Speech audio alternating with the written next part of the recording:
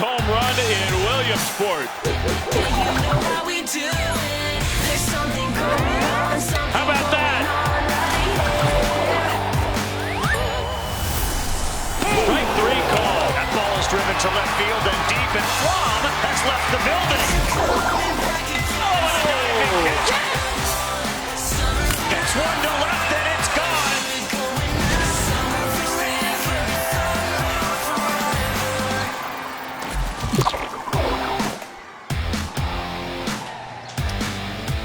And welcome to the Little League World Series on ESPN, presented by Dick's Sporting Goods. What a beautiful summertime Saturday.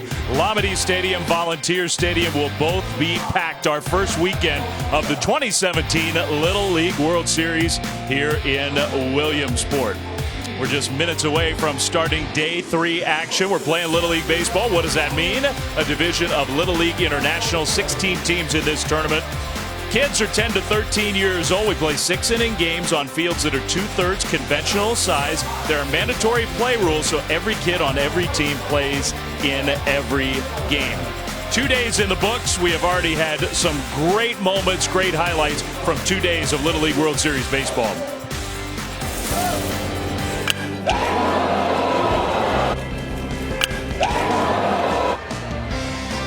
That ball is lifted to left. Are we back to back to back? We are. He hits that one toward the target. But yeah, you had to move back. It's a grand slam for Chase Marshall.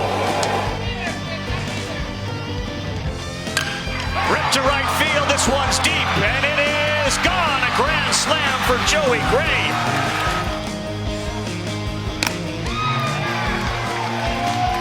Bobby Gray just took him down with 3 pitches. Is that another one? It is. It's crushed to center field and gone. So sharp, ready to go right from the outset. Got him with the breaking ball. Strike 3 called, and this game is over.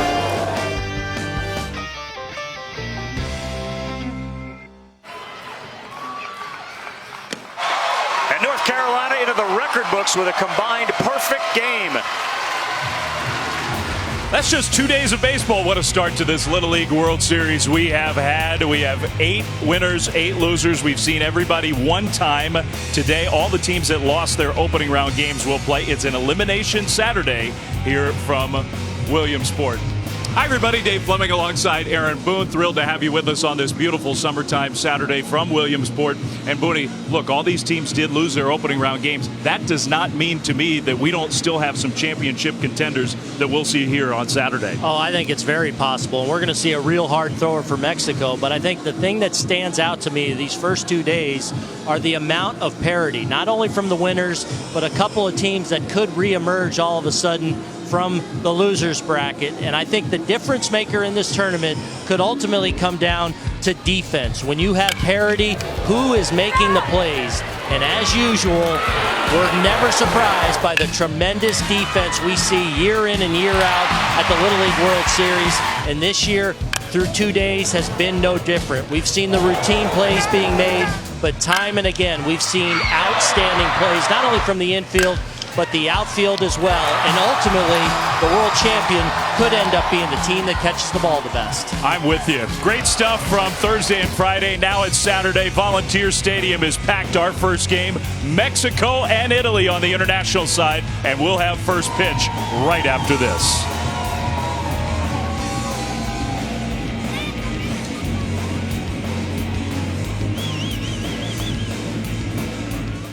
World Series on ESPN is presented by Dick's Sporting Goods, supporting youth sports in our community since 1948, and in partner the all-new Odyssey from Honda, official vehicle of Little League.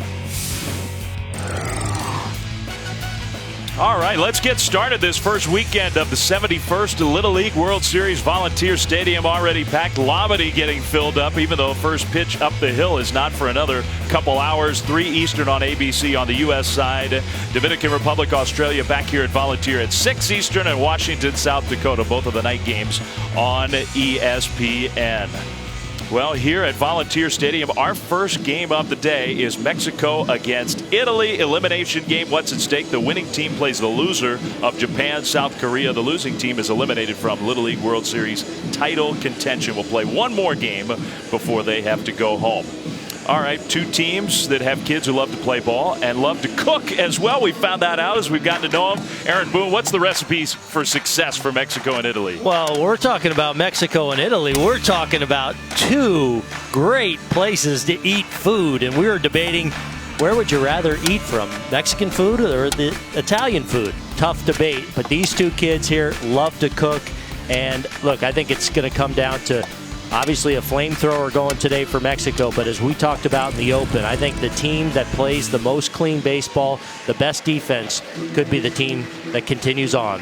And that is Chef Garza. We'll see him on the mound. Mexico coming up here in the top of the first. Let's meet the kids from Mexico. Mi nombre es Diego Díaz y mi jugador favorito es José Altuve. Mi nombre es Sergio Adame y mi jugador favorito es Javier Báez. Mi nombre es Samuel Juárez y mi jugador favorito es Javier Báez. Mi nombre es Isaac Miranda y mi jugador favorito es Manny Machado. Mi nombre es César Monjaraz y mi jugador favorito es José Altuve. Mi nombre es Jorge Lambarria, mi jugador favorito es Yair Molina. Mi nombre es Abraham Hernández y mi jugador favorito es Eric Hosmer. Mi nombre es Saúl Soto y mi jugador favorito es Cody Bellinger. Mi nombre es Jorge García y mi jugador favorito es Carlos Correa. Mi nombre es Carlos García y mi jugador favorito es Clayton Kershaw. Mi nombre es André Garza y mi jugador favorito es Carlos Correa. Mi nombre es Francisco Elizondo y mi jugador favorito es Clayton Kershaw. Mi nombre es Rosendo Cantú y mi jugador favorito es Jaime García. Mi nombre es Eric Vázquez y mi jugador favorito es Roberto Zumba.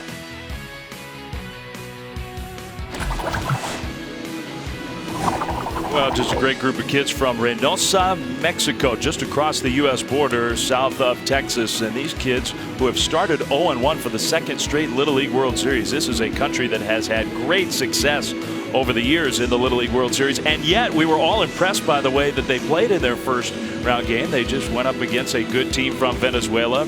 And we do feel like Mexico still has a great chance to make a run in this tournament up against a team that doesn't quite have the same history of baseball. They're still learning, still growing the game. Simone Ioli, who is back in the Little League World Series for the second year in a row, and he'll start on the mound for Italy. Yeah, you got to love going to the mound with a guy that's been here, done that, and has this experience, so won't be overwhelmed by this stage. He's considered kind of the captain of this team from Italy. Guy's got a lot of self-confidence. We asked him what would he like to accomplish here in the Little League World Series, and he said, well, I would like a major league team to scout me and sign me.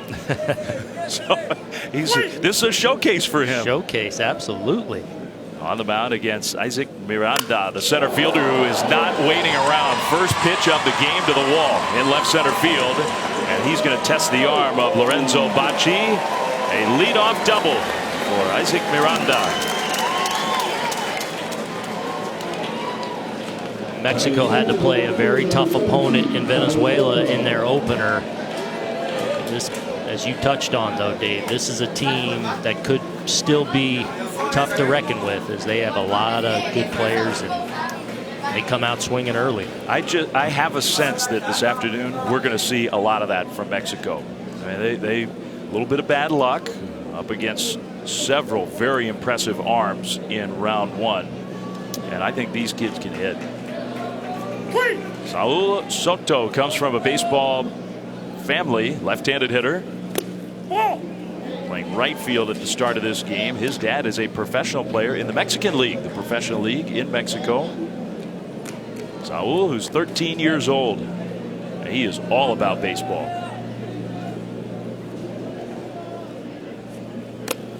Dad's playing in the playoffs right now as we speak, and that's why his dad can't be here to watch his kid play. No, missing out on being here, but I'm sure watching on TV back in Mexico. Ball three.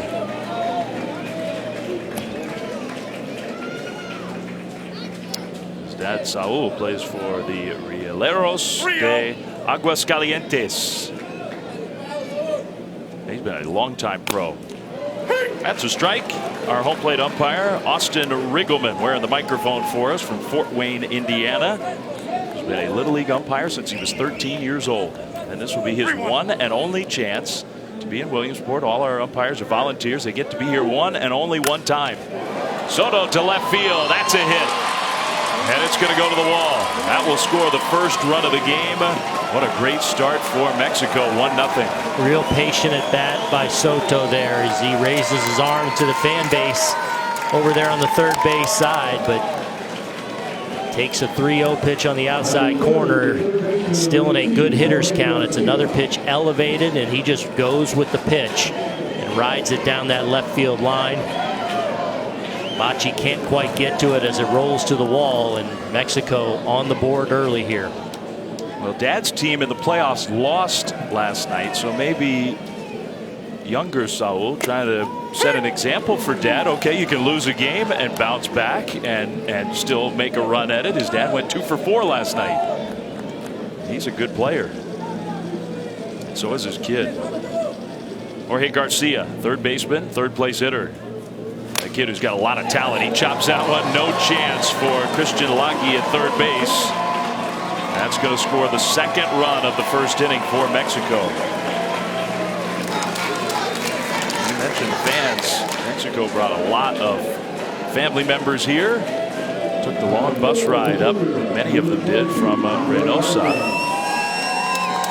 They are here with a lot of life and spirit. Yeah, we got over here to the ballpark an hour before game time, and they were singing away and really invested early and often, as many of the fans are. I was amazed at coming down this morning and seeing the place filled up over an hour really before the start of the game. Yeah, incredible. We had that live shot just a moment ago as we were coming here for the start of this game of not only this ballpark, which is packed. We got people in the stands and up on the lawn here at Volunteer.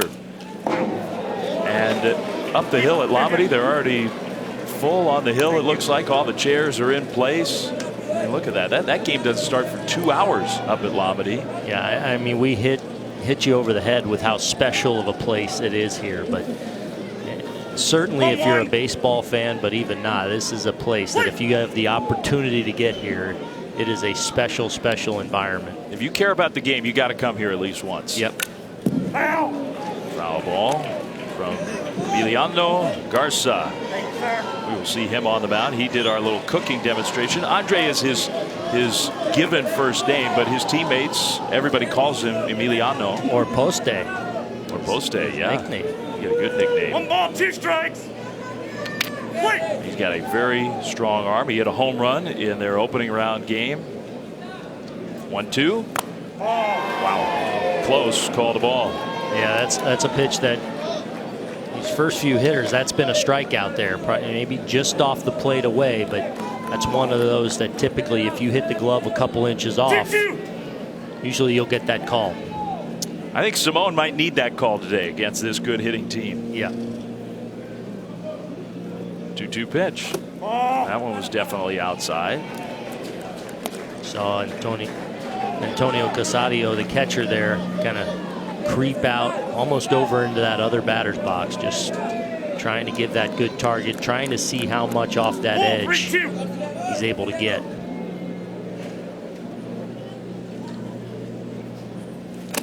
Got him. Good fastball for out number 1. Let's welcome in the third member of our broadcast team, Sebastian Salazar. Sebastian? Guys, we have met some very interesting parents, but there is no porra, there is no delegation here, quite like the Mexican group. They brought about 80 people from the state of Tamaulipas. They're all staying, all 80 of them, in an Icana Lodge about 30 miles away from here. As we've said, Dave, that's definitely where the party is at. And I'm telling you, they brought everybody, grandparents, cousins, nephews, nieces. There are mothers here who have traveled with 2- and 3-month-old infants. Simply put, they were not going to miss this opportunity to cheer on their guys. And they are here in numbers and with great enthusiasm. Sebastian found out about that enthusiasm pregame. How about that? Yeah, that's what we came over to this morning. that excitement, that enthusiasm, and so great that so many are able to get up here and support their kids. The bus ride was something like 33 hours to get here, and they all wanted to stay together. So Sebastian mentions that they were about 30 miles away. They couldn't find enough room for everybody all together right here in Williamsport. So they said, well, heck, we're all that's really cool. Gonna be together. I do think tonight that has a chance to be a pretty fun scene over there with the post-game celebrations. Yeah, maybe we can get a ticket to that. I think we might swing by. Huh? You know, we got a game at 6. We'll be We'll finished by at 8 o'clock. Plus, we got Sebastian as our entree. Yep. He's tight with all those folks now. Some good defense from Italy for out number 2 while we were talking about those parents who are here. So 2 down, nearly a double play turn. Yeah, Girali out there at second base, handled a hot shot, got that force play. You see him going through it, just repeat. It's one thing that I love about this Italian team, because these kids, Italy is not a country that plays a lot of baseball. Strike 3 swinging. Good job by Simone Ioli. We'll talk about Italy and their journey here as they come up in the bottom of the first when we come back to Williamsport.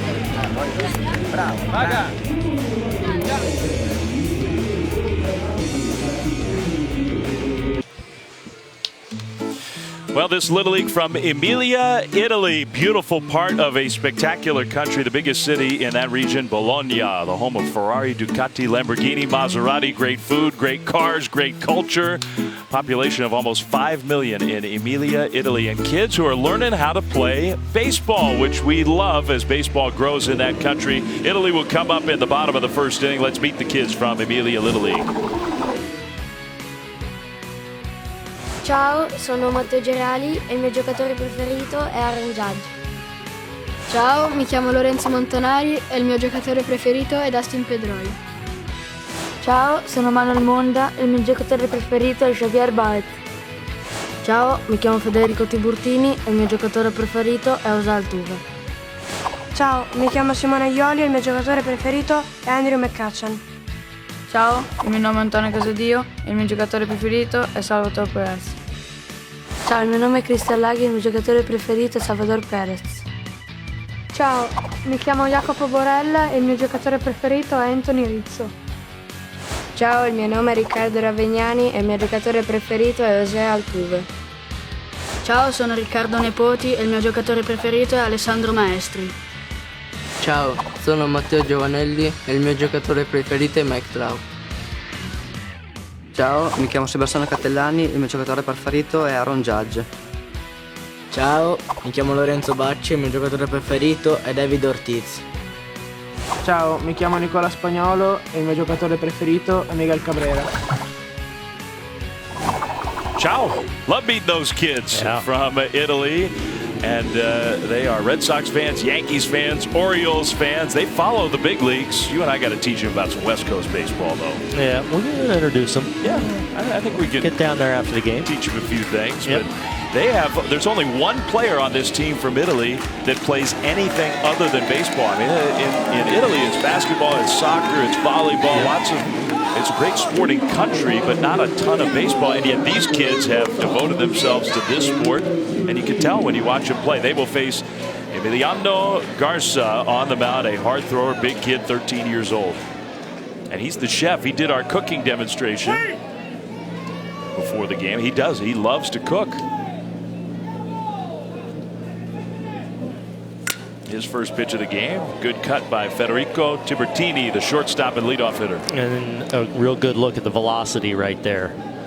Obviously, Garza, a big guy on the mound, but he's going to come with that big, hard fastball. He'll mix in a curveball too, but another one of the overpowering Mexican arms that they possess on this team.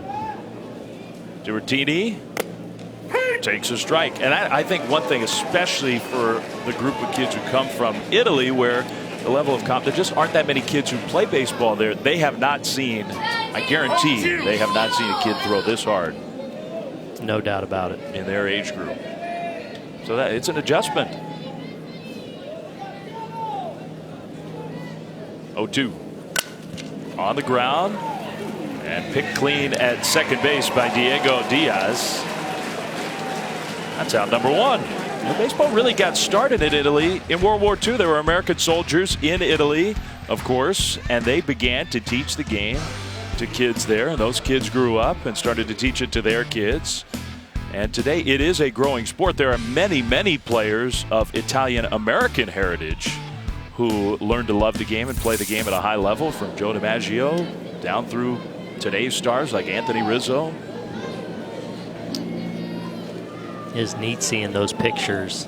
Incredible. And just seeing how the game is passed along to different countries, and to see it now growing in different countries like Italy. Well, not to get too poetic, but for such a horrible time in human history, World War II, for something good to have grown out of a place where there was so much suffering in Italy and in Japan, for that matter, where American soldiers taught the game of baseball, where it was already present, but continued to spread baseball in Japan around World War II.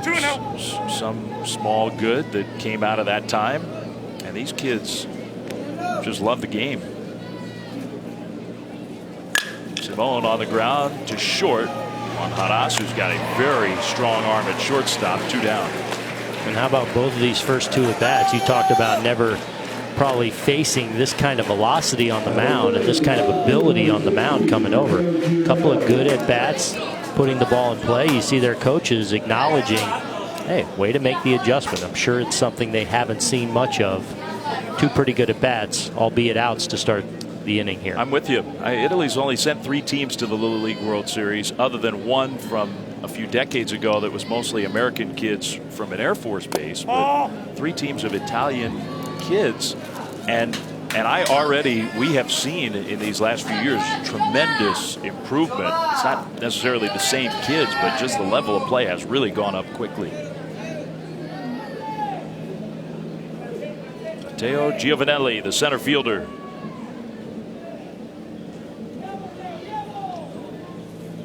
He got hit. So that's a first base runner for Italy. Seems to be okay. Mateo's got the stern look on his face after taking one. Can't hurt me. You can catch all the excitement of the Little League World Series, including scores, stats, highlights, and more. Visit LLWS.org. You can follow along with the hashtag LLWS. Diego Diaz with the sunglasses and the eye black. Oh yeah, at second base. Rocking some shades out there all around. Yeah, you got to be prepared. It's a bright, sunny summertime day. Absolutely. Lorenzo Bacci. These are the 2 chefs. This is like Iron Chef Little League here, going at each other. Garza against Bacci. Lorenzo, that was something off speed. Yeah, first breaking ball we've seen. I love Lorenzo's nickname. You got this beautiful Italian name, Lorenzo Giuseppe Bacci. They call him Larry. And he is the team funny man, as the coach calls him. He's our funny man. A lot of unique faces he'll make. I think you could tell from that little cooking video we asked these 2 to do before the game. Yeah, they were into it. Yes. When we heard about, all right, we got a couple of chefs on both teams, you always wonder how they'll be, on camera. And they were living it up, weren't they? Big time. Hamming it up. They did a great job. 2-1. We asked Lorenzo what his favorite food is as a chef. We figured he'd have it, and he said his grandma's tagliatelle. Now, wouldn't you like to have that? Yes. I think that would just be about as good as it gets.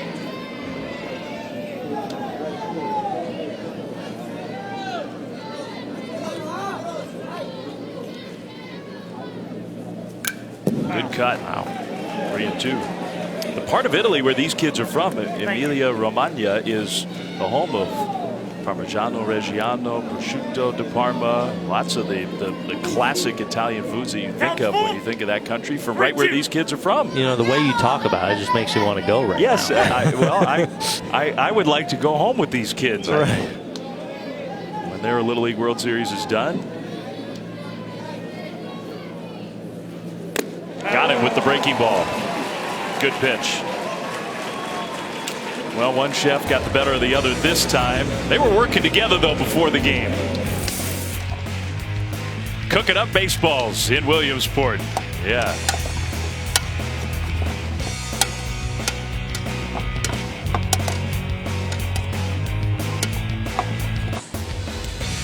Back here in Williamsport. Beautiful summertime day. Let's take a look at the road to the championship, brought to you by Subway. Elimination games all day today. So this one, Mexico, Italy. We got New Jersey, Michigan, Australia, Dominican Republic, Washington, South Dakota still to come. And the loser is eliminated from championship contention today.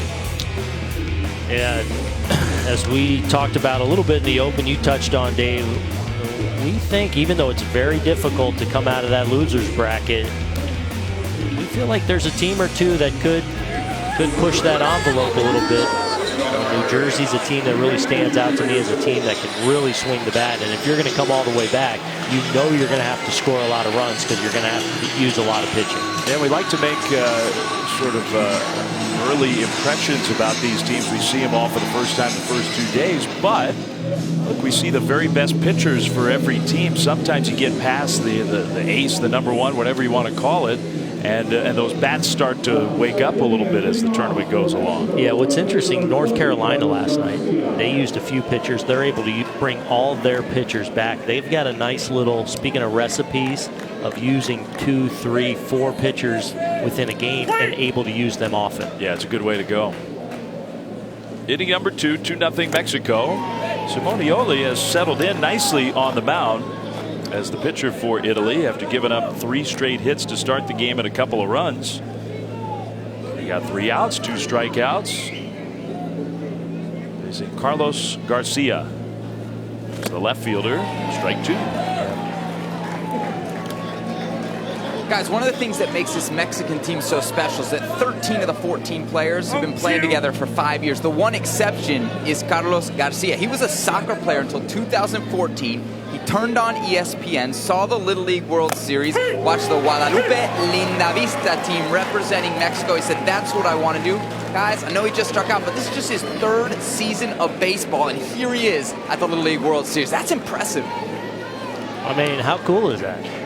You know, you have that moment kind of in your childhood of seeing something and saying, I want to do that. And here he is. And then you do it. Yeah. That is very cool.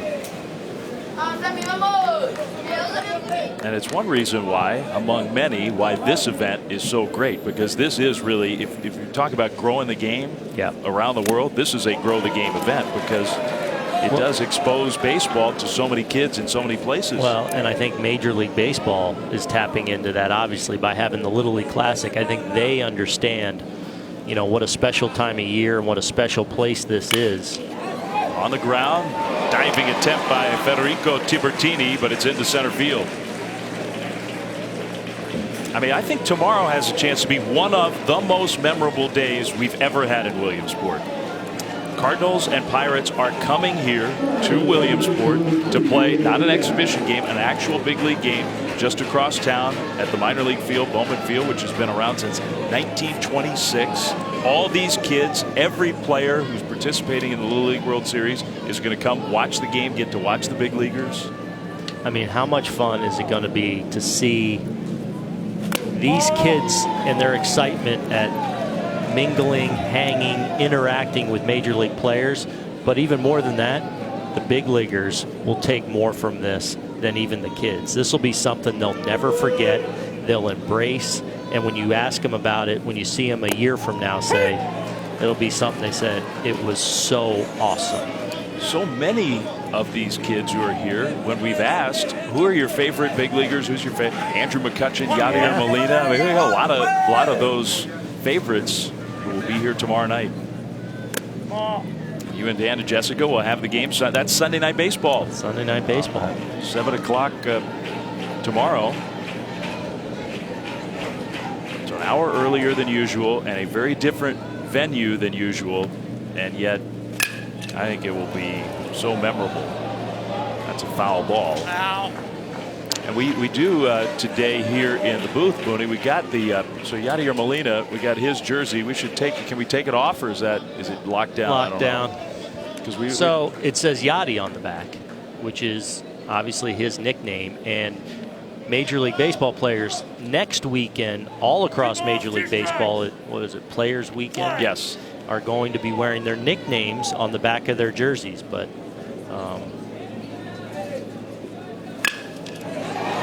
Up the middle. Another hit for Mexico.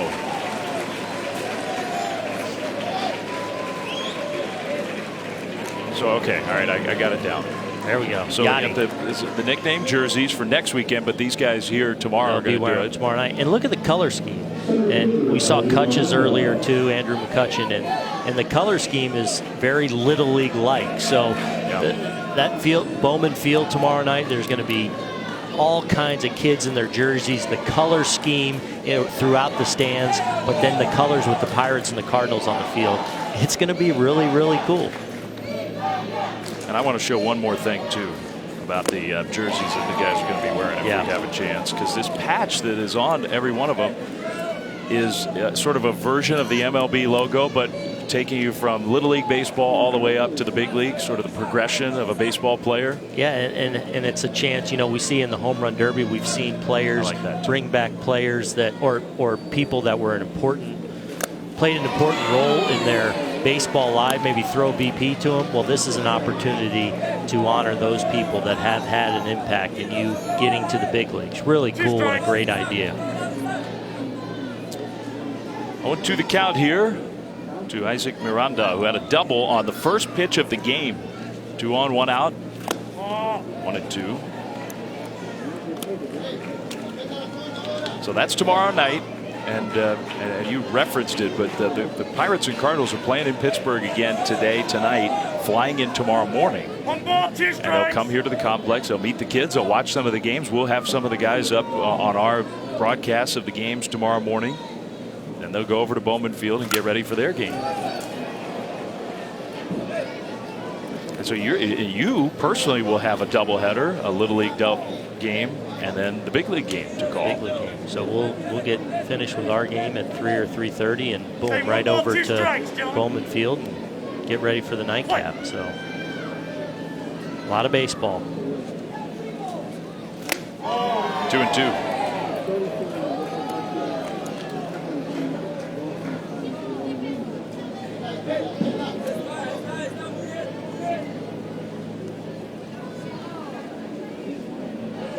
About 2,600 seats over at Bowman Field, and the Little Leaguer players, the coaches, the families will all be there.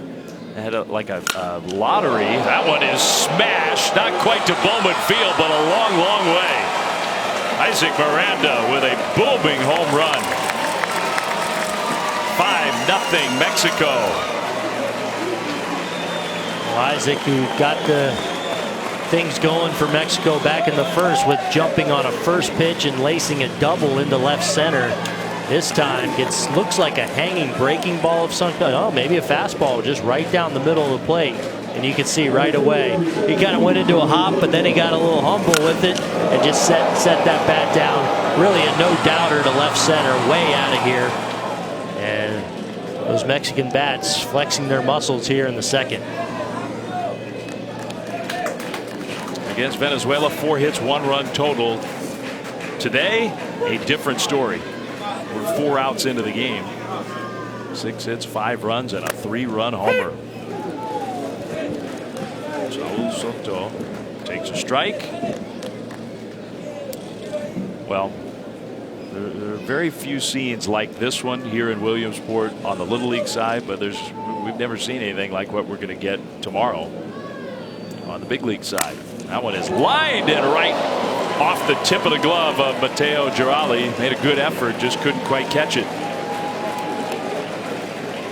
Girali, who started to force out in the last inning, making a nice play. So close to making this, as Soto really hits this ball hard. He goes down and gets it and laces it to right. But see a leaping try, but just off the top of his glove. Certainly go as a base hit. Nice effort there at second. Jorge Garcia had a hit his first time up. Ahead of the count, 1-0. Garcia was on the mound for the opener for Mexico, throwing very hard.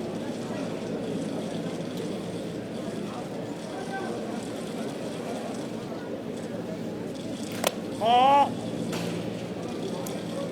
2-0 to Jorge.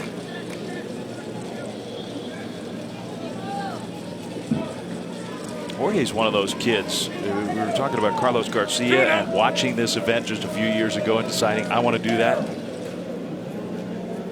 Jorge watched the Little League World Series when he was 3 years old, and he told us that from the time he was a very little kid, he has played baseball to get here. That this is what he wanted to do. It's impactful when you see this place, and the opportunity nowadays to see it so clearly on TV. You know, I go back to my childhood, and I'm sure similar for you, Dave. I remember when I was a kid, before Little League and then in Little League, Williamsport was just this faraway land that I knew I wanted to get to, but seemed so impossible to reach. And I remember coming over here for the first time a couple of years ago and driving into our compound up there at ESPN, up from up above, and seeing it for the first time. It was something I'll never forget. Yeah, remembering watching it as a kid and seeing that hill and seeing that ballpark. A high drive to right field. That one is in the parking lot. Emiliano Garza. Right off one of the cars. Whoever parked there was not thinking that they were in the line, in the game. You certainly would think you're safe, especially with a right-handed hitter up, but this is just launched to deep right field, and Ioli, who was able to retire him on a strikeout in his first at bat with a lot of pitches away. It seems like Garza made a nice adjustment there and really committing to, I'm going to try and hit the ball the other way and have really good plate coverage, and he most certainly did. Ok, non è sono battute lunghe, niente di più, ok? Baseball. Noi dobbiamo divertirci qua, e poi andiamo in attacco e cerchiamo di fare punti dopo, non c'è problema. Inning out dopo out, inning dopo inning. Pessimo? Sei? Diverti?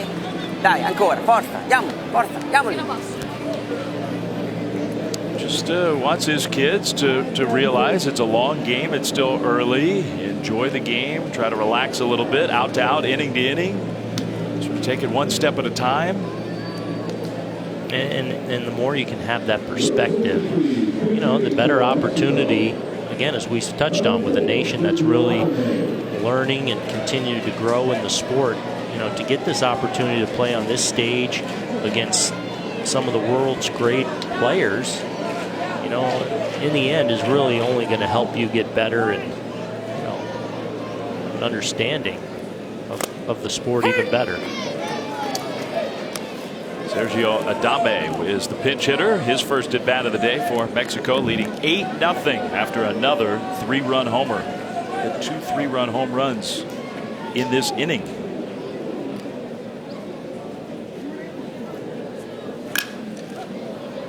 Oh, and 2. And that's it can be tough. You come here and play against so many good players, because I'm telling you, these kids from Italy are a lot better. This baseball program has really taken a step up. It just doesn't always show up on the scoreboard. Well, and I can see it right here in the first couple innings, just in Ioli on the mound, just the delivery, the control, the at-bats we've already seen from Italy, quality at-bats against a really tough pitcher. So yeah, they are continuing to get better. 2 down with Jesus Hernandez coming up as a pinch hitter. The flip side of that is I think we both kind of saw this coming from Mexico, where that first game performance was not indicative of the quality of this team. Yeah, I mean, perfect storm of playing another outstanding team and a powerhouse in Venezuela. But yeah, this is a team, as we've touched on, we feel like is still going to be heard from, especially with, you know, some of the power arms they have capable of running out on the mound, but also, as we've seen today, the way they swing the bat up and down this lineup. A lot of good hitters, a lot of power. 0-2 with 2 down here. A 6-run inning for Mexico. Simon Ioli trying to get the 3rd out in the 2nd. And he does. Strike 3 call. It's his 5th strikeout in 2 innings, but a couple of big flies for Reynosa. Well, Miranda, who got things started, bombed to left center, and then the pitcher, Emiliano Garza, a no-doubter the other way, off a car, out in the parking lot. 8-0 Italy.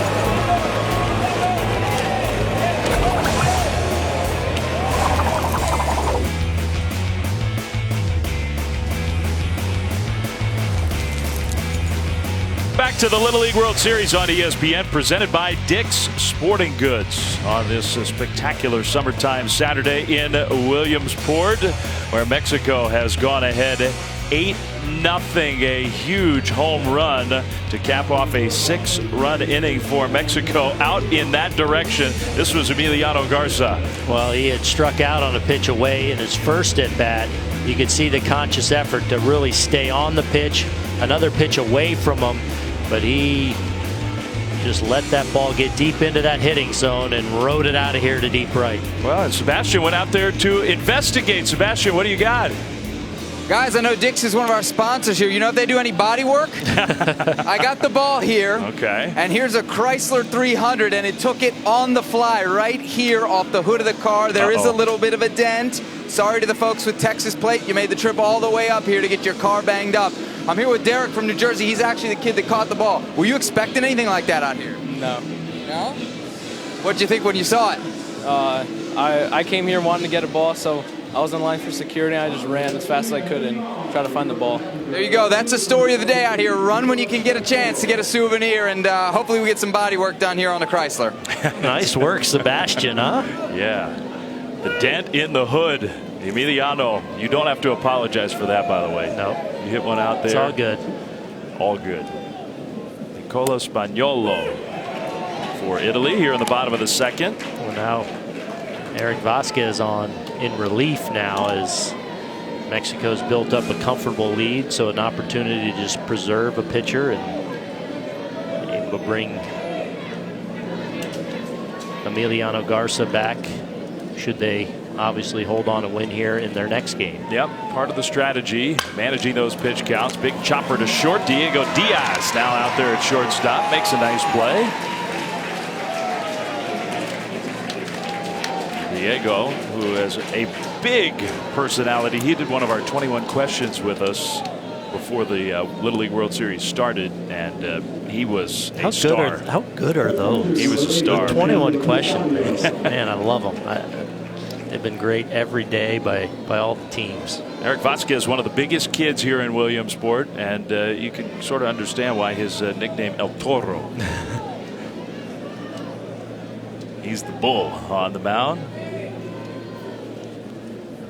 Well, and another power arm. You know, you saw in the Venezuela game, you saw the first starter for this team, big fastball. We saw with Garza in the first inning, big fastball, and now here another hard fastball for Eric Vasquez. All these guys over 70 miles an hour, which is a big number, especially to have so many guys capable of doing it on one team. I think we've seen 5 different pitchers for Mexico between the 2 games now, all of whom can touch right around 70 miles an hour, which is a big league equivalent, 92, 93 mile an hour fastball. Yep.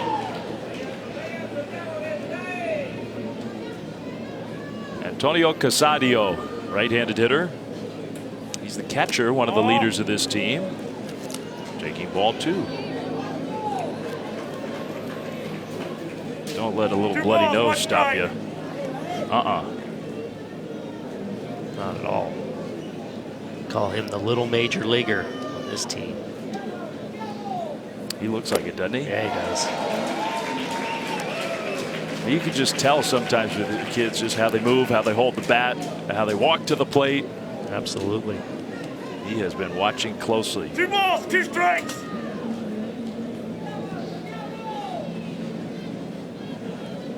But not easy facing Vasquez.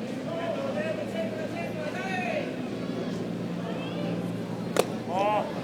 3-2. Well, there's like a 130-pound difference between these two kids. Well, I think one of the themes of the first 2 days, though, here in Williamsport, the little guys and how impressive so many of the smallest kids who are here have been. Highlight plays, big hits. 3-2 is ball 4. Yeah, I always come back to the defense with these kids, and especially some of the smaller kids that, you know, don't necessarily have the power yet. Some of the plays you see them routinely make game after game, year after year that we're here, really impressive. The two players who are 4'8", the shortest players here in Williamsport, Eduardo Uceta of the Dominican Republic, we'll see him later today, Omar Romero of Venezuela. Those two kids can really play. They are both fantastic. Dominican Republic, by size, by average size, is the smallest team here. And we'll get to see them, of course, tonight. Trying to bounce back and avoid elimination on this first Saturday. Sebastiano Catellani, 13 years old.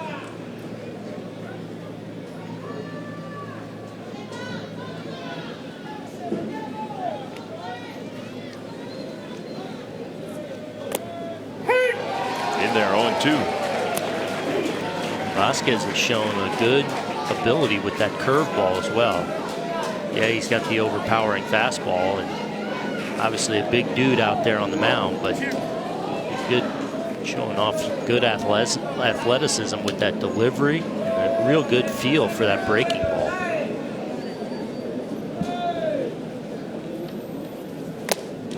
Laid off the high fastball. That's what they tried in that last at bat, the 2-2 count. Tried to get that chase up in the zone, and it's actually a well executed pitch by Vasquez. I wonder if now, with the Cup still being ahead in the count, if he wants to go right back to that breaking ball that he's shown a nice feel for.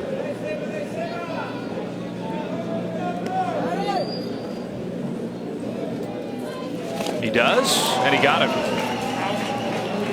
Strike 3. Yeah, that's a pretty good breaking ball right there. That's a pitch that'll work, especially, again, as we talked about, this is a guy throwing a real nice, fairly overpowering fastball. And there's a look at that curveball, that tight spin, starts it in the strike zone, breaks it down in the dirt, and a good job by Juarez behind home plate of blocking that.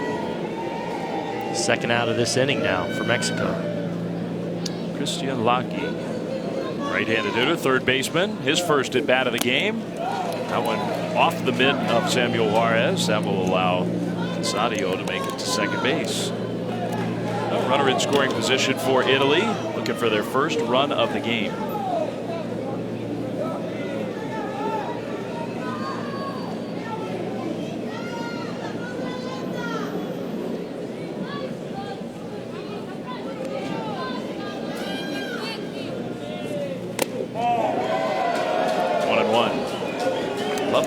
For Eric Vasquez. Yeah. He's got the repping. He's got the colors. Yeah, he does. 1-1.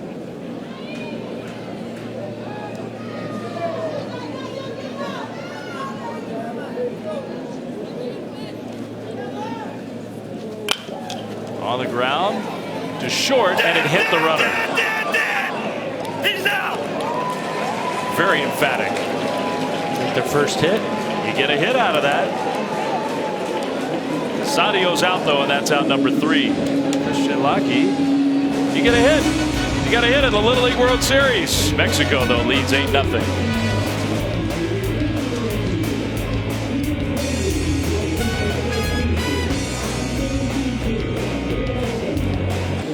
Well, we know it's about the baseball here in Williamsport, but yeah, it's also about the food. All kinds of great ballpark fare, and look who's here. Jamie, camera on his shoulder. We got action. How about it? Yes, thank you. Our friends at Heinz have made us bet. Thank you, Jamie. We appreciate that. The Heinz pretzel dog. How about that with some sauerkraut on top? I don't know if you can get a good look at that. I haven't had that one yet. I'm in on it. Just in case, like, this wasn't enough for the condiments. We're covered. We got, I think that'll. Yeah, that'll last us the week. But that's it. Just a week. I mean, it's hard to come here to William. Go for it. I'll take the first hitter for you. Thank you. Don't worry.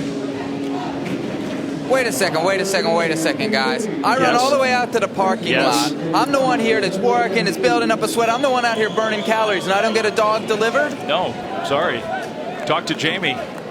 My man Jamie's actually right next to me, and he's got nothing in his hands. You come barehanded, you come with no gifts? Come on, man. Sebastian, if you could work on maybe some Italian food or some Mexican food too, that'd be great. You guys have been dogging me all week about how I don't fit into the medium polo that they gave me. Well, if you shipped a few hot dogs my way, maybe I might fill it out a little bit better. Put some meat on those bones. Come on. Rosendo Cantu. 12 years old. While Booney opens that big bottle of Heinz. I got this one. This one's on me. This is really amazing. Is it really good? It really is. Oh, see, now, the play-by-play guy has a hard time with the food in the middle of the game. That always kind of bugs me. Because you guys get, like, everybody's, oh, Booney, so restrained, just laying out, let the game breathe a little bit. Meanwhile, I actually have to pay attention to what's going on and say a few things about who's at the play. I'm not kidding. That is amazing. Really? Amazing. I mean, you went with the chipotle flavored Heinz condiment. That pretzel bread with those sour, whatever's going on. Sauerkraut on it. That's tremendous. 3 balls, 1 strike. Looks really good. Yeah. Smells really good.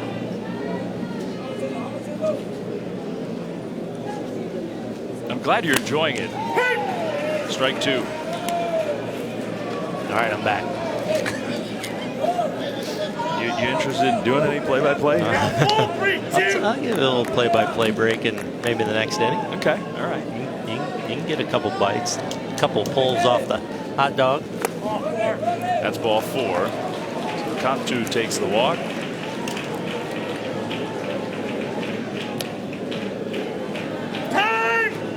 Going to get a special pinch runner here. Who's coming in? Elizondo? No. Nope. Cesar. Yeah. That's your special pinch runner rule, where twice a game, not more than 1 time per inning, a team can use a player who is not in the order as a special pinch runner. But basically what it does is it allows more kids to get into the game in different situations. But that is a bit of a rule change from the past. In the past, you could have, I believe it was unlimited pinch runners. This year, just twice a game and only once an inning. So, just to kind of keep the pace going. And I think Little League's done a great job of really doing a really good job of keeping things moving all the time. There's a real nice pace to the action. And I think mostly what it's about, in my opinion at least, is it's not like we have anywhere else we'd rather be. We want to be right here. But to make the game as fun as it can be for the kids who play it, to get them to learn to love the game even more, and pace of game, I think helps that out. Absolutely. You keep the action rolling and not a lot of time in between, not a lot of standing around. Nice pitch right on the corner. For strike 3 call to Samuel Juarez. Yeah, Yoli, obviously he's given up a couple home runs. We've seen Mexico really swing the bats well, but Yoli, hasn't been phased at all out on the mound. He's continued to execute his pitches. He's continued to locate his pitches. And that's now 6 strikeouts in just 2 1/3 innings. Yeah, I give him a lot of credit. 13 of 18 first pitch strikes to these hitters, so mostly he's been ahead of the count. Diego, who is the smallest kid on this team from Reynosa, Mexico. But he can play. Yeah, he can. Diego's got a hit and a run score. He's really excited about, as many of these kids are, just meeting kids from all over the world. I mean, what a thrill. I mean, to get to meet kids from another country, to the bonds you're able to form with kids that may not even speak your language, but the language of baseball that kind of brings these kids together, whether it's competing up on the ping pong table, up in the Grove, or just the handshakes you develop, the friendships you forge. That's as neat as anything. And a lesson that these kids can take with them for the rest of their lives. Absolutely. Not some parent telling them what to think or what to believe or how to treat other people. You learn how to do it yourself. Yeah, I remember when I was a kid, and one thing that always, when I was a little kid in school and reading about, different places in the world, they were just so unreachable, faraway lands almost. These kids are getting to experience that firsthand. Good play. And I remember, that's a really nice play. Good job of getting the force out, the lead runner. We saw Italy earlier do that on a ground ball to second, this time to third. Well, good job by Diaz at going with that pitch. That is not an easy hop to handle over there for Lagi. He handles it flawlessly and is able to get that lead runner.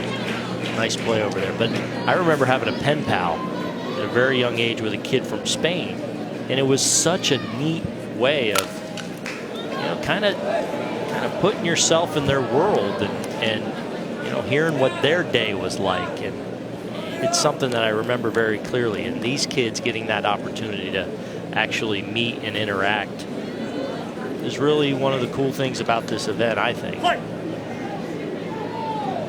I agree. On the outside, Isaac Miranda, what a day he is having. He's the center fielder. He's 2 for 2 with a double and a 3-run homer. It's hard to hit the ball harder than he has hit it both of his at-bats.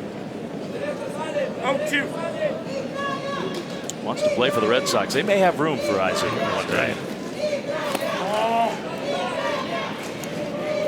Could use another young player, right? Yeah, they don't have enough good young talent. That's true.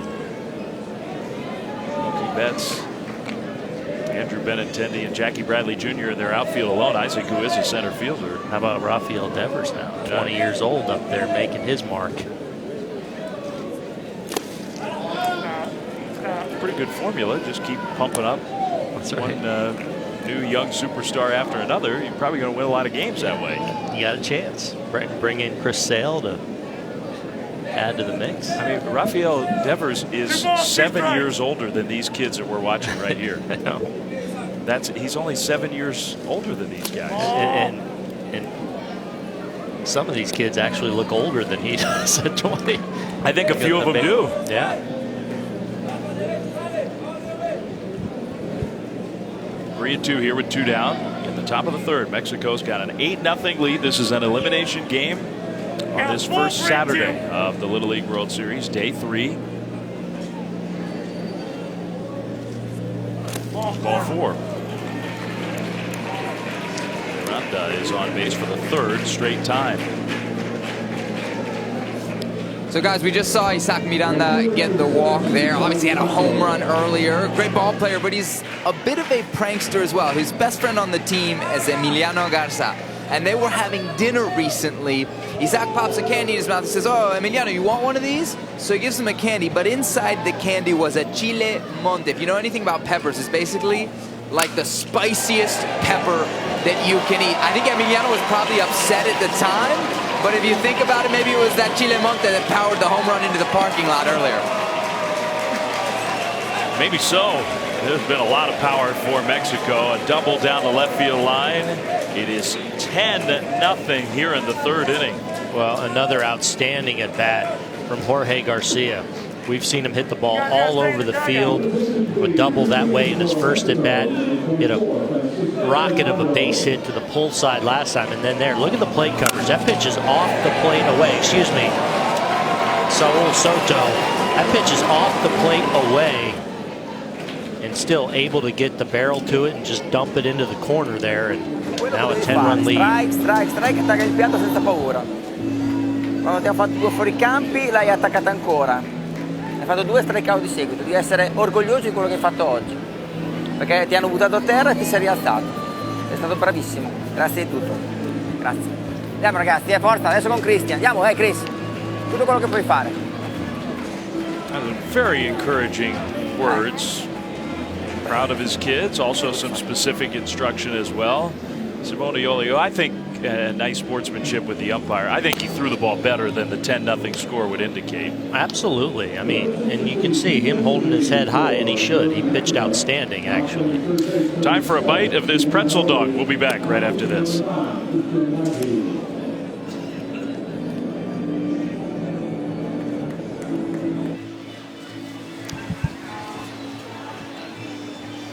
Well, our buddy Sebastian Salazar, sorry Seb, didn't have enough pretzel dogs for Sebastian, so hey, show a little enterprise, get one yourself.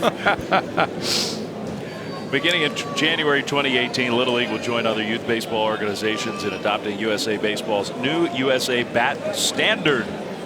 For more info on how that new standard will impact your Little League, visit littleleague.org/batinfo.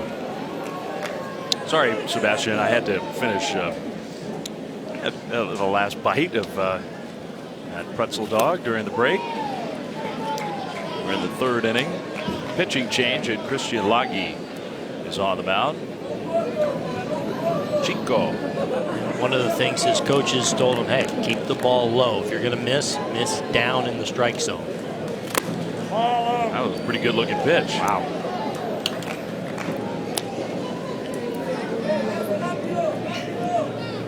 Cisco Elizondo. 1 ball, 1 strike. Paco.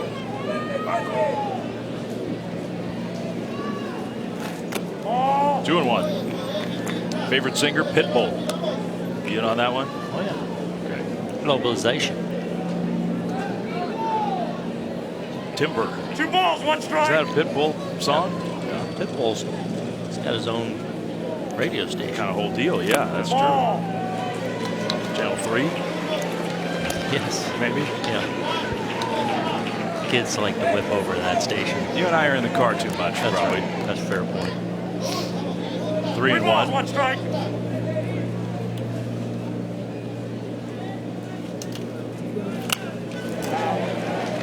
and 2.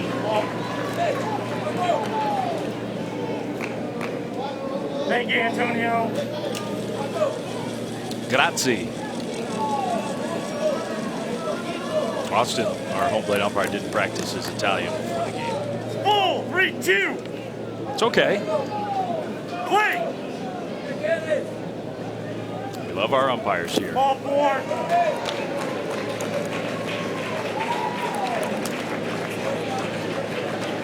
Guys, I got a nugget here from Christian's mom, Stefania, your new pitcher for Italy. She was telling me about her son. Says, off the field, he's friendly, he's outgoing. The teachers love him because there's ever a new kid in school, he's the first to go over and introduce himself.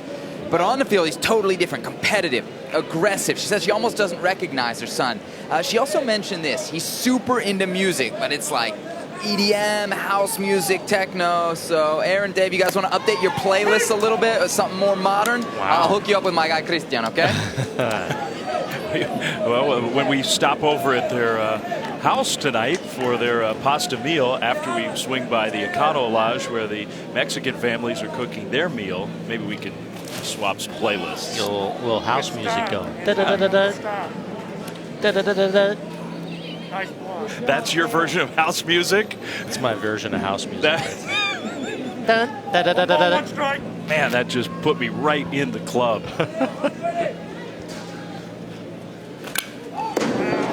When Sebastian said he had a little nugget, I thought he got a chicken nugget. Yeah. In line. I think he's still in line. He could be. That was a long line. There's a big crowd here today.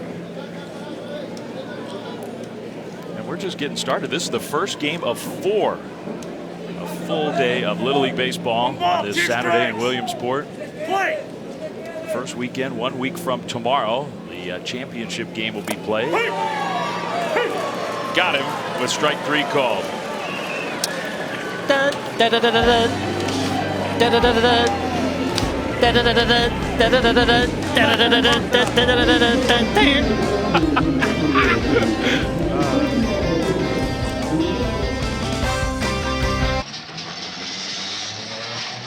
It's a feeling like it's never gonna end. It's the reason keeps you coming back again. It's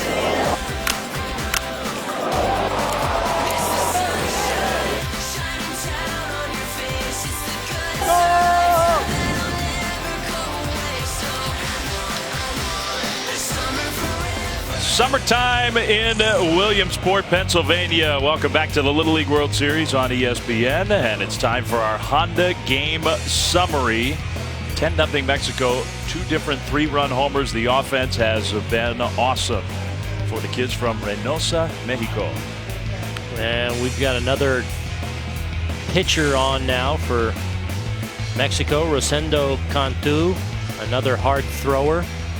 Another guy that we'll see probably over the 70-mile-an-hour mark. Well, let's see if the kids from Italy, Matteo Nerali.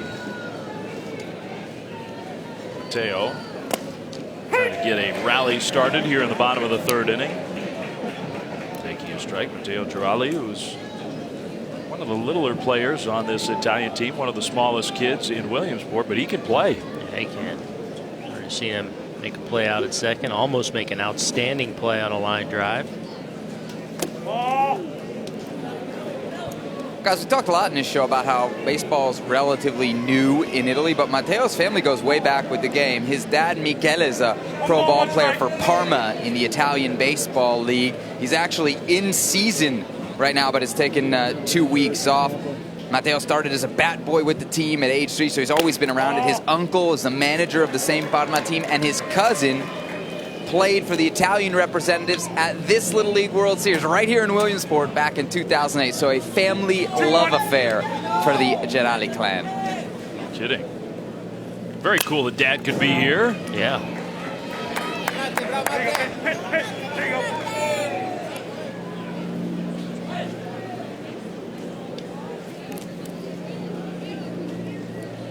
All right. Time's up. Did all the fun playing, so I wanted to at least catch it. The Italian Baseball League, that is considered the best pro baseball in Europe. There are a few professional baseball leagues around Europe.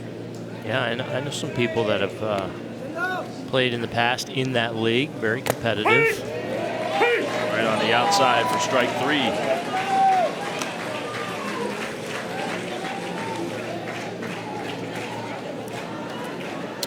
Well, a reminder that tonight after boxing, the big boxing event on ESPN. Stick around, SportsCenter at night. Kevin Connors, Kenny Mayne will be with you. Little League highlights, big league highlights, and of course, the recap of that championship fight. SportsCenter at night, stream live on the ESPN app. They will have lots of stuff to talk about from here in Williamsport. 4 games here today, starting with this one. Ricardo Nepoti takes a strike.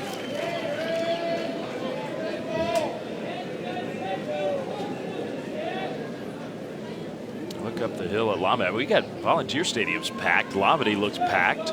Yep. About 45 minutes from starting that game. Pretty good little curveball there. Yeah, I mean, he's pouring in, commanding that fastball, that little sinking fastball he throws up there, and a little change of pace there. We've seen that now with all 3 of the Mexican pitchers. Outstanding fastballs, but the ability also and the nice feel for that breaking ball. Got him.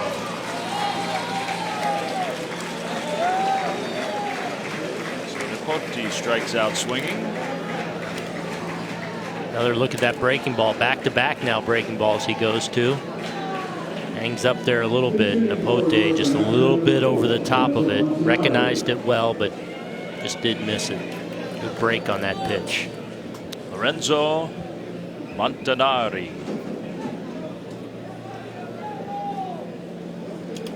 He's the hitter with 2 down. 1-1.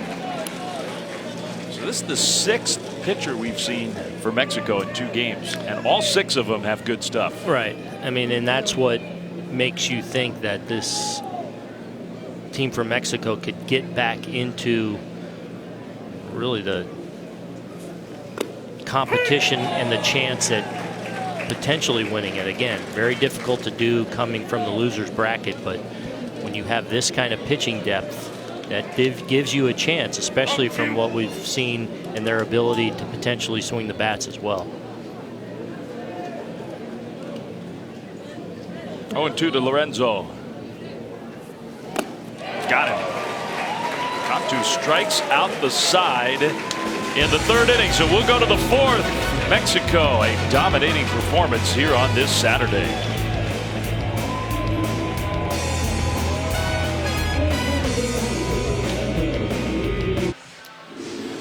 All right, it's time for our top dog moments of the game, brought to you by Oscar Mayer Hot Dogs, and some power on display for the team from Mexico this afternoon. Yeah, Miranda, the leadoff hitter for this team, got it started with a double and that home run, and then one of the biggest blows we've seen, Emiliano Garza, who started this game on the mound, hits one a long way out to deep right field. Dented up a car out there in the parking lot. And with all that offense, the 10-run rule is definitely in play. If one team has a lead of 10 runs or more after the 4th inning, in this case, because the team that's ahead is the visiting team, then the game would be over. So this could be our final inning here of Game 1 on this first Saturday in Williamsport. Mexico is going to try to add to their lead. And then Italy, no matter what happens here, will at least have a chance to hit in the bottom of the 4th. And if it's not a 10-run lead, then we'll keep on playing.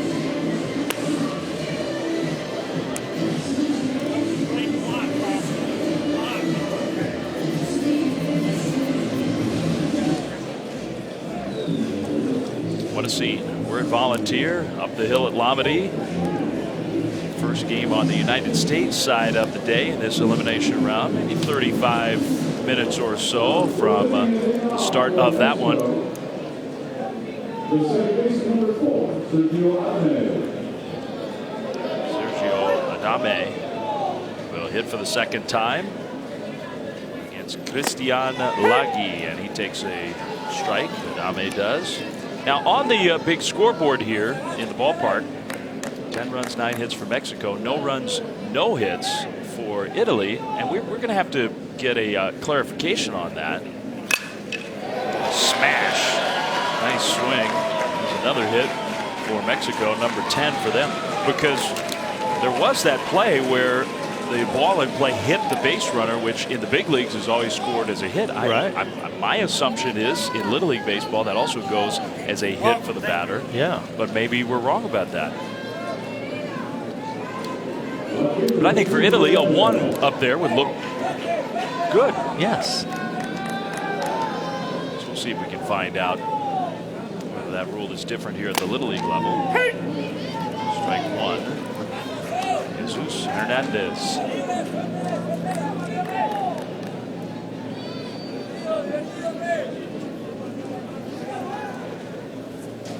Wow.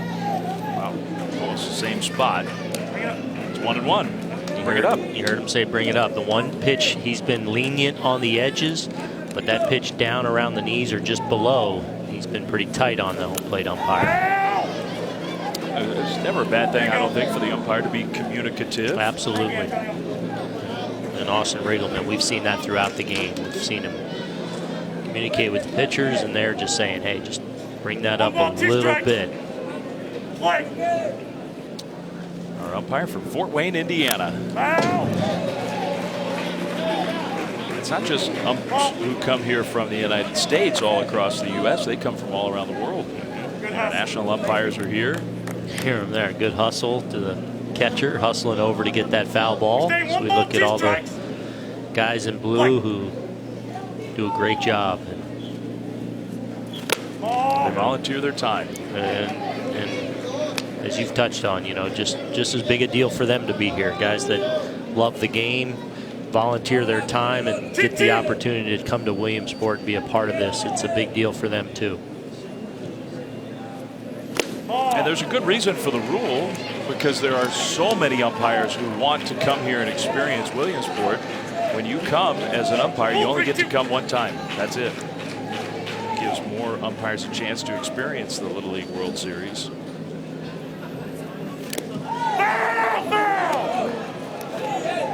The thing about Austin is he's not shy. No. Gentlemen, we stay. Full 3-2. Play.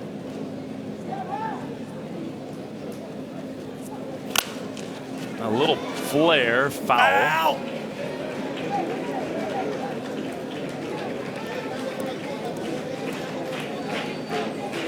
Ricardo Ravignani, who's now playing first base, gave it a good try, couldn't get there.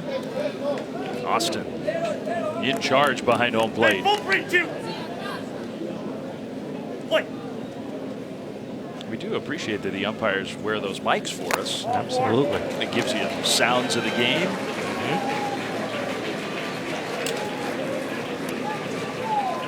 We're about a half hour away now. This is a live look. New Jersey and Michigan elimination game on the U.S. side. The kids are on the field warming up. It is packed at Lamedy. You going to head to the hill after we're done? Yeah. Jess Mendoza's making me go down the hill again. We gotta. Oh, you're blaming her, huh? Yeah. She likes to organize those events for me. So maybe we might see that on Sunday Night Baseball tomorrow. Yeah, so I'm sure we'll have a camera following us up there. I can't wait for that. Get your pants dirty a little bit. Pitching change for Italy. We'll be back right after this.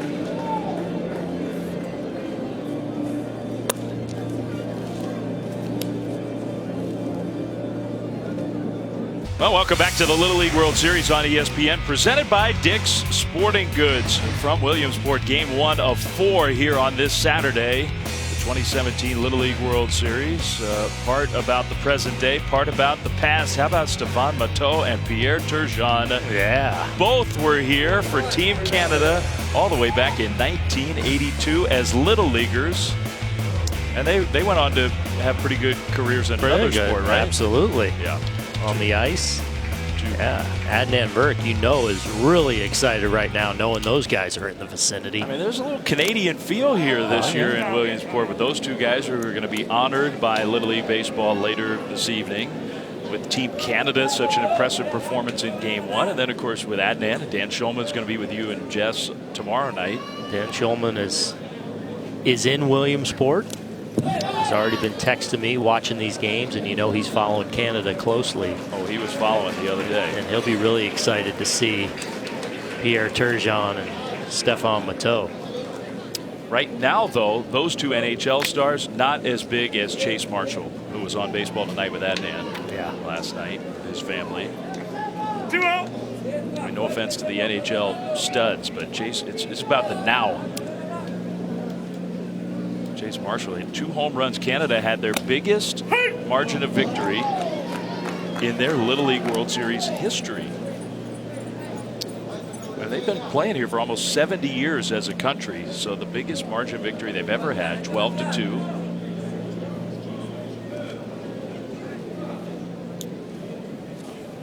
That one on the ground is short. The throw to first right there. 1 run will come home to score. 11-0 Mexico. Chase Marshall, the star for Team Canada, and they had a lot of good players, but see him choke up on the bat there, and he hit it over the trees. That was the short swing. This one was the bases loaded. Well, that's a big kid that understands that, hey, if I get the barrel of the bat to the ball, I know it's going to travel a long way. Nice, easy swing through the zone. And yeah, one of the early stories here at the Little League World Series. So they'll get after it tomorrow when the teams that won their first round games. So Venezuela, Canada tomorrow on ESPN2 at 10 a.m. in the morning, first pitch time. ABC has got Japan and South Korea tomorrow at 1 Eastern. Will you be on that game, the Japan-South Korea game? Yes, the Japan-South Korea, which should be quite I think both quite a matchup. Those teams, I mean, those are the traditional Little League powers from those countries. You got Tokyo Kitasuna, which has won 3 Little League World Series championships. Seoul Little League has won 3 championships, and those 2 teams look like they've got championship pedigree this year. Yeah. Seoul has got some big kids, don't they? Huge. On the ground into left field.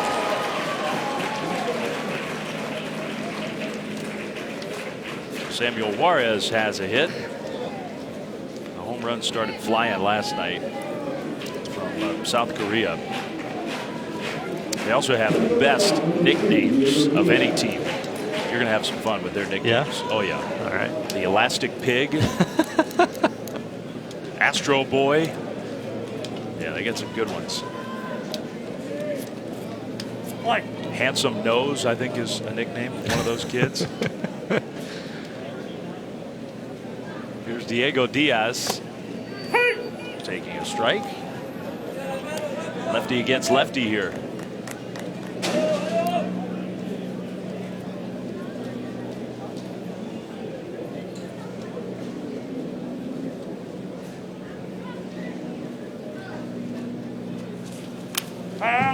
So Diego, he wears the sunglasses in the field, huh? The darker. A little switch it up. Switches it up when he gets to the plate as a hitter. Brighten it up a little bit. We've seen some good at bats today from Diego already with that single. Lefty matchup here. Catelani. Pretty good pitch. Yeah, Catelani, big lanky kid. He looks like a guy that if he stuck with it, like could develop into something. You know, obviously a taller kid, kind of lanky, but kind of like the movements he has out there on the mound that could develop into that velocity could really pick up as he continues to mature. That one got to the backstop, so that will score another run. 12-0. I'm with you. He has the ability to drop down to different arm angles. He's got some athleticism. Yeah. Looks like he's still kind of growing into his body a little bit, you know? Yeah, he's 6'1". So 13 years old. And he's one of, we talked about Lorenzo Bacci being the funny man of the team. It's a number 2 funny man. He likes to have a little fun too. That's a big part of this game. Plays basketball as well. We asked him what his favorite food was. I mean, you think a kid from the region that produces Parmesan and prosciutto and all the great pastas. What is that? Meat. Meat. Right off the fist. And throw. Not quite in time. Not much to do about that one. Just wasn't hit real hard. Diego Diaz can move. Well, it's another nice play. We saw Montanari, who recorded the first out of shortstop, make a nice play to start this inning. It's a nice play by Tibertini, but you said it. Diego Diaz hustling all the way, just too quick down that line. Kind of got that smirk on his face, but that's execution all around. But just the speed of Diaz, able to leg that one out. We'll look at Diaz, gets jammed, but you see him put that head down and just kind of really get into his gait quickly, and good job of hustling that out for another hit for Diego. He did. He kicked it into gear. Yeah, usually when you get jammed, it's harder to get out of the box. You know, it's those balls that you're a little bit out in front of that you roll over a little bit. That's when you get that running start. To short, maybe a chance for 2. Not quite. Did all they could do, but no double play. So Juarez scores.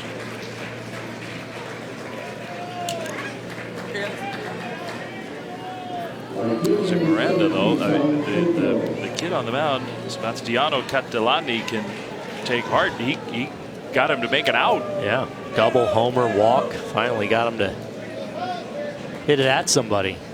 And see if they can slow Soto down here. That one chopped foul. Saul's had a nice Day 2, he's 3 for 3. The top of the order, very powerful. We mentioned before in this show, guys, that Saul's father is a pro ball player, but it's really the entire family that's involved. His uncle is the director of the Mexican Pacific League, a winter ball league down in Mexico. Some minor leaguers, major leaguers play down there during the winter months. But it was really his grandfather that was one of his biggest supporters in this game. Sadly, his grandfather passed away about 3 months ago. Saul tells me he was very, very close with his grandpa, and he says he's dedicating his performance in this tournament to his abuelito. I like to hear that. Yep. A family affair for the Sotos in Mexico. Dad plays for the Rieleros. Sebastian can correct me if I'm wrong. I think that's the railroad workers, which is kind of a cool name for a team. Yeah, absolutely.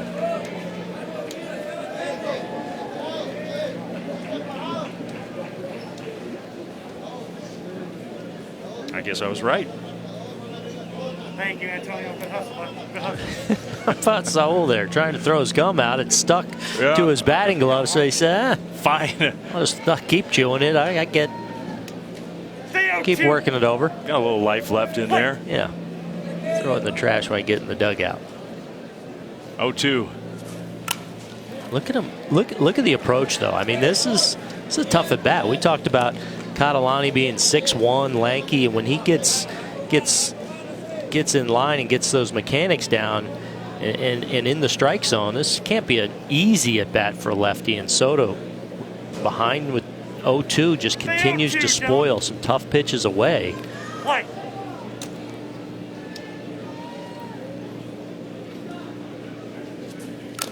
That's another one. It's almost like he's completely cut down his swing with 2 strikes, knowing, hey, this is a tough matchup.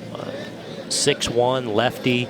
Let me just make sure I touch the ball. And then, especially on pitches where he locates where he wants, then all of a sudden, if I eventually get a mistake, that's a pitch then that maybe I can do something with. Hanging in there 0-2. See if he gets one. And he does. Lines it to center field. Throw, trying to go behind the runner.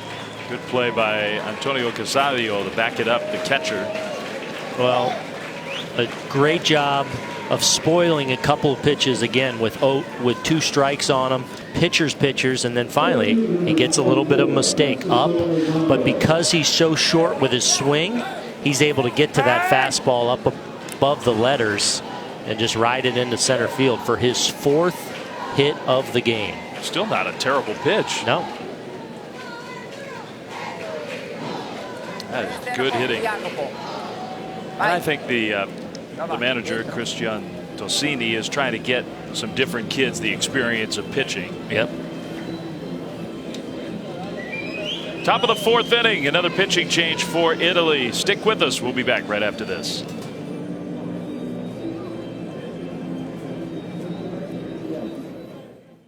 For his career. The Little League World Series on ESPN is presented by Dick's Sporting Goods, owner of Dick's Team Sports HQ, the official free league technology provider of Little League, and in part by Subway. Go, your favorite sports team. Get the shoelaces over at Dick's Sporting Goods and all kinds of gear here on the grounds in Williamsport. 360 slow motion swing camera. Got lots of technology. Yeah, you got to take a few cuts in there. Let's see the look around. If you went in there today, would you make a baseball swing or a softball swing? Well, you play a little softball these days, I've seen a couple times. I mean, a couple times in a few years. Okay, yeah, well. I might embarrass myself, though, compared to some of these kid swings we've seen. Saul Soto looked pretty darn good at the plate, didn't he? Yeah, he did. So a new pitcher for Italy, Jacopo Borella, 13 years old, 5'5" lefty. Chance for several of these Italian players to get on the mound. He's got the sunglasses on. Jacopo against Francisco Elizondo. Pops the first pitch up. We'll see if it's playable. I think it is. And it's caught. Riccardo Ravignani. One pitch, one out. Jacopo, Mr. Efficiency for Italy. They're down 13-0.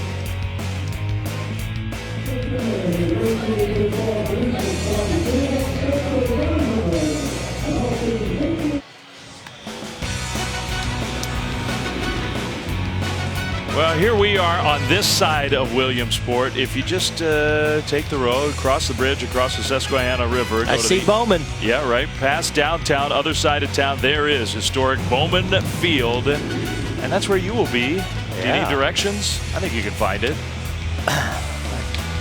Fortunately, I don't think I have to find it. I think I just have to be there. You got people who get you there. Tomorrow night, Cardinals Pirates in this town, in the minor league ballpark. The players will be here for the Little League games in the morning, interact with the kids, watch some baseball. Literally, the Cardinals and the Pirates are going to land at the airport in Williamsport, come over here, and then Sunday, 7 Eastern tomorrow. Booney, Dan, Jess will have Sunday Night Baseball. Pretty cool. And we're going to talk to Yadier Molina. We're going to talk to Randall Grichuk, talk to Andrew McCutcheon. Randall Grichuk, who played in the Little League World Series. Yes, Lance Lynn did too. Lynn. Two Cardinals who played in the Little League World Series and are now in the big leagues. I believe there is still only one player who has won the Little League World Series and won a big league World Series. I think there's still only one player in history who's been a champion on both sides. Why have you stumped me on this? That is a very, very hard question. Oh, it is? Oh, good. Very hard question. Because Conforto almost, oh, he didn't win though. Did he win at the Little League? I don't think he won it either. Right. Wow. So Todd Frazier could mess with it if he gets into the postseason this year. Of course, he won with Tom's River. All right, I need the answer. Yusmeiro Petit. Wow. Yusmeiro Petit Yeah. for Venezuela in 1994 came here to Williamsport, won the Little League World Series, and then won a World Series ring with the Giants in 2014. I'm a little disappointed I didn't know that. That is a really tough question. That's a good nugget, though. I should know that. Well, next time you see Yusmeiro, you can go up to him and impress him with some Little League knowledge. Play. He's having another good year. Yep. Jacopo Borella, who got the final out of the top of the fourth inning. This is probably the last inning for Italy. They need to score 4 runs to keep the game going. A 10-run rule in play. They will play one more game. Even if you lose your first 2, you are guaranteed to play a third game, and they will be matched up against somebody from the U.S. side. So you mix and match the brackets for the consolation games, and they get to play up the hill at Lombardy. So you experience both beautiful facilities. 2-2. And how about this? Another big fastball. I know. From another one. Mexican pitcher. This time Francisco Elizondo on. We're seeing him over 70 miles an hour. Obviously a big tall kid. I'm going to do some counting here. Ball 4. Garcia, Juarez, Miranda, Monjaras, Garza, Vasquez, Cantu, and Elizondo.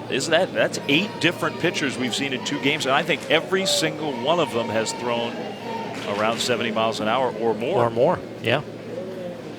That is pitching depth. Yeah, and look, that's ultimately what you're going to need a little bit of. If you have any kind of a chance to come out of the losers bracket where you're playing these games, you've got to have depth in that rotation, and it certainly looks like Mexico does. On the outside corner,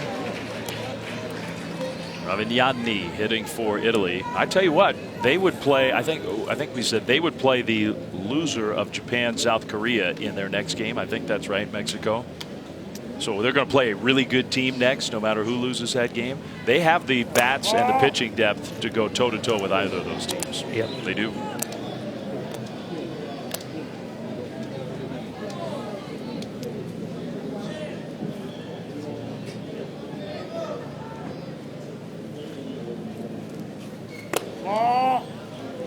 Italy would like to get a hit on the board. I guess the rule is different in Little League.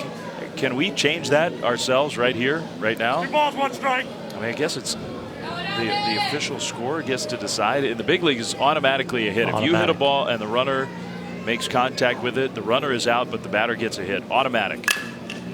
Yep. I guess in Little League that's different. So technically, Italy doesn't have a hit. Maybe we can have a little chat with the official score. I'm trying to persuade him. Yeah, well, maybe he's listening right now to us. Count stays 2-2. Play. I don't think it was a guarantee they were going to throw that runner out. It was a softly hit ball to the left side. Got him. Out number 1. You know, we mentioned Randall Grichuk and Lance Lynn, both graduates, if you will, of the Little League World Series, now playing in the Little League Classic tomorrow night, but also Max Maroff for the Pirates has been called up, who also played in the Little League World Series, hit a ball out into the river in Pittsburgh last night, a long home run. So it looks like he'll be here as well, representing the Pirates as a Little League World Series alumni. Seung-Hwan Oh, who is a reliever for the Cardinals, came from Korea and was a big star over there. Lots of the Korean kids in this Little League World Series look up to him. So he didn't play in the Little League World Series, but he is a big star for the kids from South Korea. Yeah, I forgot about that. So that's going to be big for them tomorrow, getting to see him. The final boss. See, they even the big leaguers in Korea have great nicknames. That was his nickname when he was a closer. That's pretty cool. KBL. Well, and the Cardinals really need him to be the final boss if they're going to have a chance in the Central. It's the one area where they've struggled to kind of close out those games late. He's an important part of that. He's been like a final middle manager so far this year. Yeah. Not quite the boss. No. And last year, his first year over here, he was phenomenal. Big cheese. 2-1 to Manuel Monda. 2-1. Our last half inning, unless Italy can start a real significant rally. Fastball at 70 miles an hour. And that's the equivalent because of the shorter distance between home plate and the mound. That's a 91 mile an hour big league fastball. In terms of the reaction time the hitter has to get to the baseball.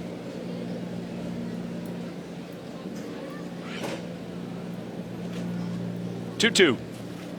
Right there with the off-speed pitch, 2 down. Okay, this is the play we're talking about, and it matters because we like every team to get at least one hit.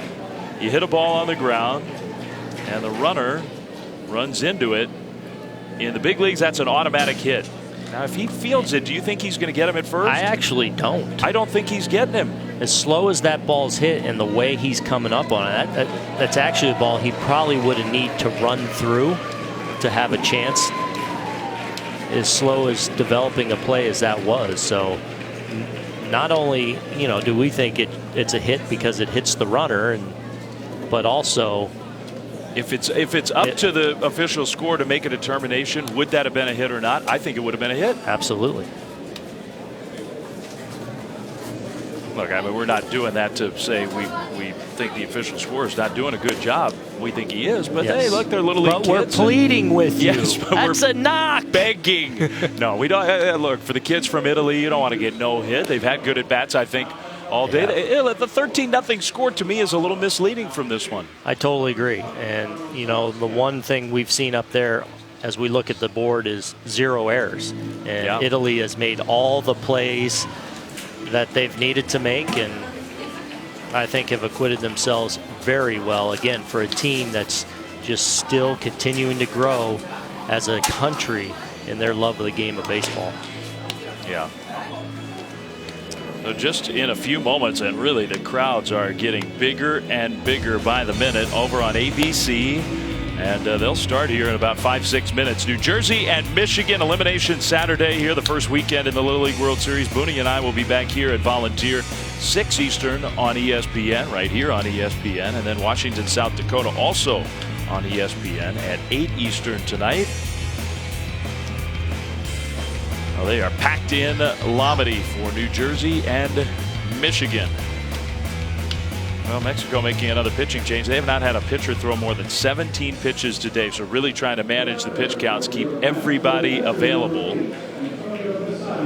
And they bring Carlos Garcia, number 20, into the game.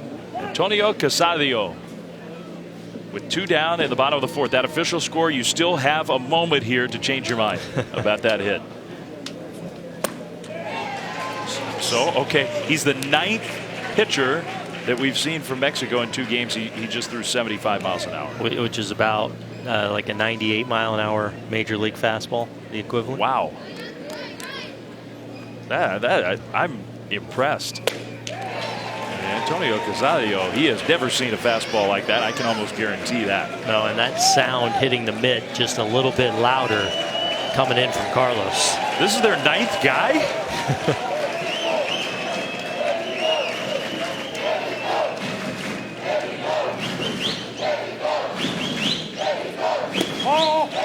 You want a little extra.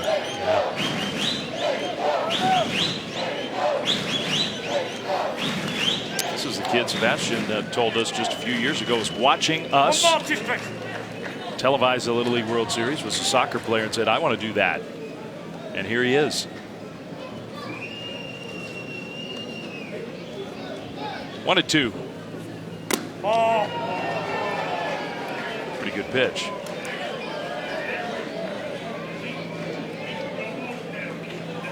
Two balls, 2 strikes.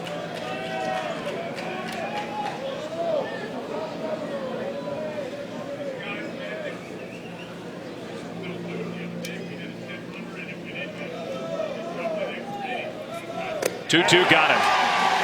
And a dominant end to a dominant performance. Mexico, I know they lost their first game. They look every bit the part of a contending team in Williamsport. Yeah, a scary team for a team in the losers bracket. And again, we see all these arms that they have capable of bringing in. So if you're going to make any kind of run out of the losers bracket, you're going to need all those power arms coming in, and they can line them up one after one. We saw the offense really take off. Started off by Isaac Miranda, their leadoff hitter, set the tone, and these guys really swung the bat well. They're going to be something to be reckoned with. Team from Italy can be proud, even though the score looks lopsided. We saw a lot of good baseball from them here this afternoon. Yes. They are well eliminated. Done, boys. They are. It was well done. They are eliminated from championship contention. So here are our updated standings. This is the first game on Elimination Saturday. Italy is eliminated from title contention. Mexico 1-1 and very much in the mix. All of the teams that lost their first round games will be in action here today from Williamsport. And we expect to see more good baseball as the afternoon goes along. Mexico with all their friends and family, so many folks making the long trip, 33 hours in a bus to get here to Williamsport. And I think it was all worth it after watching their kids play the way they did here this afternoon. 13-0 the final score over on ABC. Here momentarily, New Jersey and Michigan for Aaron Boone, for Sebastian Salazar. Dave Fleming saying so long now. Time to get you over to Adnan and baseball tonight.